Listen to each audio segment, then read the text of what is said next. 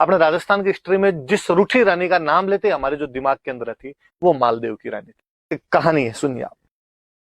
हुआ यूं कि जब मालदेव इधर उधर आसपास में अटैक कर रहा था, जब उसने नागौर, अजमेर, जालोर सब जगह अटैक किए, बीकानेर, बहादुराजून, रायपुर सब पर अटैक किया, तो उसने जैसलमेर पे भी अटैक किया। और जैसलमेर में उस समय एक राणा जी हुआ करते थे, लूणकरण, लूणकरण भाटी, भाटी राजा हुआ करते थे यहाँ पे, भाटी वंश हुआ करता था। लूणकरण भाटी पे भी हमला कर दिया। जैसलमेर वाले भाटियों को लगा यार पार पड़ेगी नहीं, और कहते हैं उन्होंने जैसे तैसे करके पैसे टक्के देके यहाँ से मालदेव को वापस भेज दिया था। फड़ौदी वाले किले विलेन दे दिए थे, भाई तू चला जा यार, वापस चला जा, ये वाला एरिया लेके हमारी लड़ाई करने की हिम्मत नहीं। मालदेव एक बार तो एरिया वगैरह लेके वापस आ गया था। अब जैसलमेर वाले भाटियों ने आपस में बैठ के सोचा कि यार आदमी एक बार पैसे लेके या एरिया लेके चला गया, इस बात की क्या गारंटी है कि दोबारा नहीं आएगा। और हमने इतिहास के अंदर देखे, मैंने बताया था आपको कि गुजरात वाले बहादुर शाह को कर्मावती ने रणथंभोर का किला दे दिया था, फिर भी अगले साल उसने अटैक कर दिया। तो यार ऐसे तो पार पड़ेगी नहीं, कोई परमानेंट इलाज करना पड़ेगा। क्या परमानेंट इलाज किया जाए? परमानेंट इलाज तो युद्ध, युद्ध किया जाए। किसी ने कहा यार युद्ध करेंगे तो मालदेव अपना परमानेंट इलाज कर देगा, वो शक्तिशाली आदमी। तो क्या किया जाना चाहिए? लूणकरण की बेटी थी एक उमादे, उमादे नाम की राजकुमारी थी, बेहद सुंदर राजकुमारी।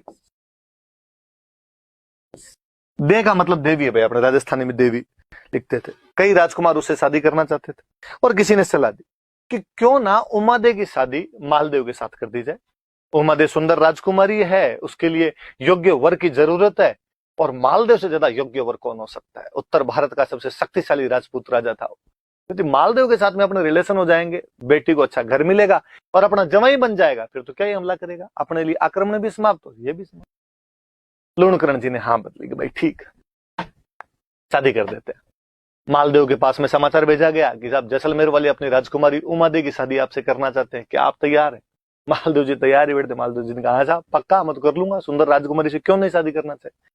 कहते हैं मालदेव जी यहाँ से बारात लेके जैसलमेर गए, खूब बड़ी सी बारात गई, इतने बड़े राजा की बारात जाए तो जानी थी। तो अभी भी अपने गांव में रिवाज होता है कि जब बारात जहां पे रुकती है, डेरा बोलते हैं, डेरा, आप डेरे कैसे समझोगे, कोई इंग्लिश मीडियम वालों के समझ नहीं है, शहर वाले टावरों के, राजकीय प्राथमिक विद्यालय गांव में तो उसी में रुकती है आजकल तो जाके। मैरिज गार्डन टाइप का कर दो जी, होटल कर दो जहां पर आप बारात को रुकवाते हो, तो डेरा बोलते हैं उसको। तो कोई ना कोई जगह होती है जहां पे बारात को रुकवाते हैं। तो पहले ऐसा हुआ करता था गाँव में, तो अभी भी होता है कि जहां भी बारात रुकती है, वो जो डेरा होता है उसको देखने के लिए महिलाएं जाती है। और जब महिलाएं वो डेरा देखने के लिए जाती है, उस समय गीत गाती है, जिस गीत का नाम है जल्ला। सुनना, आप घर में मम्मी से पूछना कि जल्ला गीत कब गाया जाता, तो आपको बताएंगे कि जब बारात का डेरा देखने के लिए जाते हैं, उस समय गीत गाया जाता है। याद रखना थोड़ा कि बारात का डेरा देखने जाते समय। तो भाई जैसलमेर की सारी महिलाएं जो थी वो बारात का डेरा देखने के लिए चली गई। राजकुमारी उमादे ने जब ये सुनी कि मेरी बारात इतनी बड़ी आई है, इतने हाथी इतने घोड़े आए, तो उसके मन में भी चाहो कि मैं भी मेरी बारात का डेरा देखूं कहाँ रुकी हुई है, पर दुल्हन घर से बाहर कैसे निकले। उसे लगा क्यों ना मैं जैसलमेर के किले के ऊपर जाके, और वहां से तो सब कुछ दिखेगा, और वहां से मैं डेरा देख लेती हूँ। तो जब जैसलमेर के किले की सीढ़ियां चढ़ रही थी, तभी उसने अचानक एक रूम के अंदर लड़ाई की आवाजें सुनी। उसने कान लगाया तो पता चला कि उसके मम्मी पापा आपस में लड़ रहे थे, और लूणकरण भाटी अपनी पत्नी से कह रहा था, अपनी रानी से कह रहा था कि आज मालदेव जैसे फेरों के लिए आएगा, मैं मालदेव को पकड़ के मार दूंगा। और रानी बेचारी के क्यों मार दोगे, बेटी का सुहाग है अपने, आप ऐसे कैसे मार सकते हो? और उसने कहा नहीं, कोई सुहाग वाग नहीं, ये मंगता थोड़े दिन पहले अटैक करने के लिए आया था अपने, और ये तो दबाव में आके शादी करनी पड़ रही है, वरना मैं शादी आज करूं कल करूं। अब ऐसे तो इसको प्रत्यक्ष युद्ध में तो मार नहीं सकते, डायरेक्टली तो इसको मैं मार नहीं सकता, इसलिए आज मौका है, फेरों में तो अकेला आएगा, अकेला आएगा तब मैं मार दूंगा इसको, और यदि तूने किसी को बता दिया तो देख लेना पहले तेरे को मारूंगा। बेचार रानी डरी हुई, क्या करे पर पति के सामने।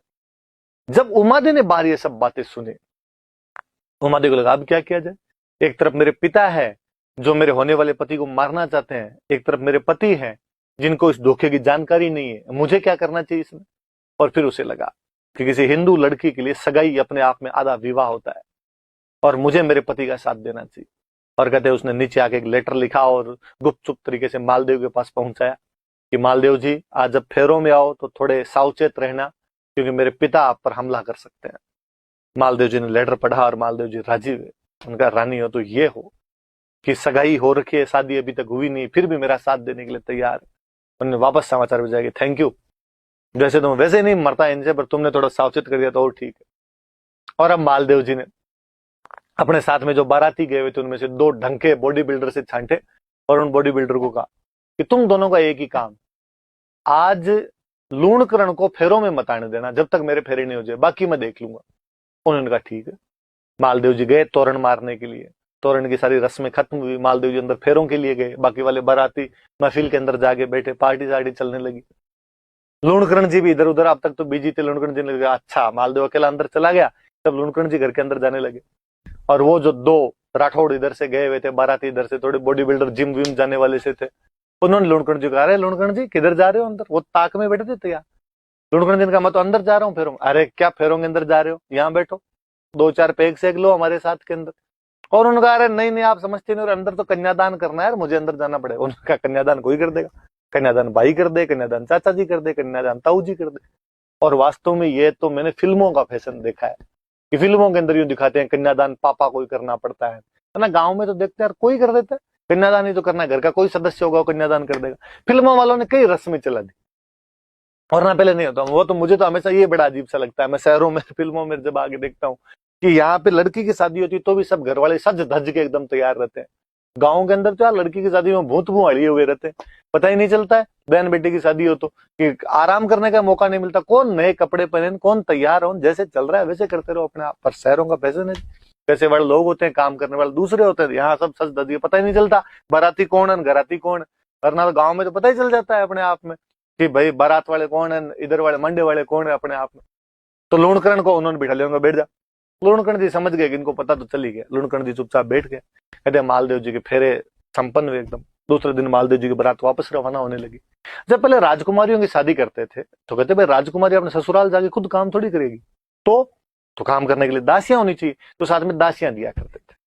तो कहते हैं उमादे के साथ में एक लड़की भेजी गई। उमादे ने कहा और किसको मेरे साथ में भेजा जाए, एक दासी भेजी गई जिसका नाम था भारमली। भारमली नाम की एक दासी भेजी गई थी, कंक्यूबाइन भेजी गई, दासी थी भारमली, कंक्यूबाइन थी। इसको साथ के अंदर भेजा गया। हुआ यूं, थोड़ी सी फिर एक बात सुनिए आप। कहते हैं कि ये भारमली के मम्मी पापा के बारे में पता ही नहीं था, इसके मम्मी पापा कौन थे कौन नहीं थे। जब ये पैदा हुई थी, पैदा होते इसको फेंक दिया गया था। अभी भी अखबारों में अपने पढ़ते रहते हैं, कन्या शिशु कचरे के ढेर में मिली, कन्या को फेंक दिया गया। आज अपने को यदि ऐसी कोई बच्ची मिल जाए तो अपने क्या करें, अपने हॉस्पिटल वालों को देख के आते हैं, अपने पुलिस वालों को बताते हैं इस बारे में। उस टाइम पुलिस कौन, राजा, हॉस्पिटल कौन, राजा। तो बच्ची किसी को मिली तो उन्होंने ले जाके लूणकरण जी को दे दी, और लूणकरण जी ने उसको पाल पोस के बड़ा किया। उमादे के साथ में बड़ी हुई थी, उमादे की खास सहेली थी।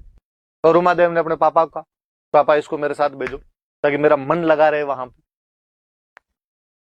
ठीक है भाई, मालदेव जी ने कहा साथ में ले जाओ इसको। कहते हैं भारमली उनके साथ में चली गई।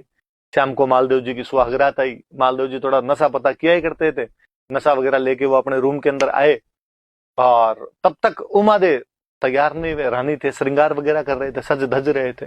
उमादेव को समाचार मिला कि सब राव जी अपने महलों के अंदर आ गए। उमादेव को लगा कि मुझे थोड़ा टाइम लगेगा, तो उसने भारमली दासी थी उसके पास ही बैठी थी, सहेली थी उसकी, और उसने कहा कि भारमली तू एक बार जाके राव जी, राव मालदेव थे, राव की उपाधि, राव जी को जाकर देगा, मुझे थोड़ा सा टाइम लगेगा। कहते भारमली गई, और भारमली बेहद सुंदर थी खुद भी, और मालदेव जी नशे के अंदर थे।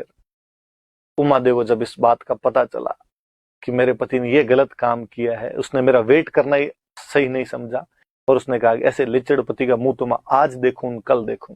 उसके बाद उम्र भर उमादे ने मालदेव का मुंह वापस नहीं देखा था। इसलिए उन उमादे को हम किस नाम से जानते हैं, रूठी रानी के नाम से जानते हैं। तो याद रहेगी बात कि रूठी रानी किसे कहा जाता है, तो रूठी रानी उमादेव कहा जाता है। कहाँ की राजकुमारी थी, तो वो जैसलमेर के भाटी राजा लूणकरण की बेटी थी। कौन सी दासी की वजह से नाराज हो गई थी, तो वो भारमली नामक दासी की वजह से नाराज हो गई थी, और उसने मालदेव का आजीवन बाद में मुंह नहीं देखा था। यहां से चली गई थी, अजमेर के तारागढ़ किले में खूब दिन तक रही थी। कहते हैं शेरशाह सूरी वाला जब अटैक हुआ था तब तारागढ़ खाली करवाया था, तब बाद में जोधपुर के पास में किसी गांव के अंदर आके रहने लग गए थे। कई दिन बाद में एक बेटा गोद ले लिया था, मालदेव का बड़ा ही बड़ा बेटा था राम सिंह, दूसरी किसी रानी से राम सिंह हुआ था, उसको गोद ले लिया था, और उसके साथ में गुंदोज रहे थे। बाद में फाइनली केलवा चले गए थे।